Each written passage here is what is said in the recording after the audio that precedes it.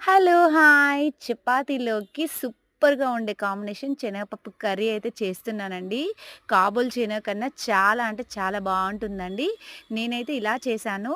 మీకు నచ్చితే లైక్ చేయండి. ఒక గిన్నె పెట్టుకొని ఆయిల్ వేసుకొని అందులో ఆవాలు, జీలకర్ర ఒక 2, 3 చెక్క వేసుకోవాలి. ఒక 2, 3 ఇలాచీలు, ఒక 2, 3 లవంగాలు కూడా వేసుకోవాలండి.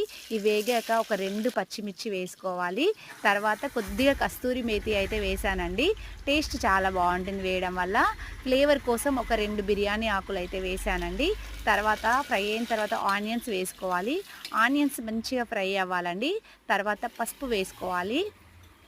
ఒకసారి కలుపుకున్న తర్వాత మనం ముందుగా కడిగి నానబెట్టుకున్న శనగపప్పు వేసుకోవాలి. నేను ఒక గ్లాస్‌కి ఒక గ్లాస్‌న్నర లేకపోతే 2 గ్లాసులు వాటర్ అయితే వేసుకున్నాను. ఒకసారి మంచిగా కలుపుకొని ఉప్పు, కారం వేసి విజిల్ పెట్టుకోవాలండి.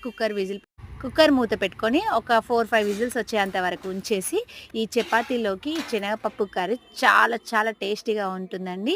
ఒకసారి మీరు ట్రై చేయండి. నచ్చితే లైక్ చేయండి. సబ్స్క్రైబ్ చేసుకోండి. Thanks for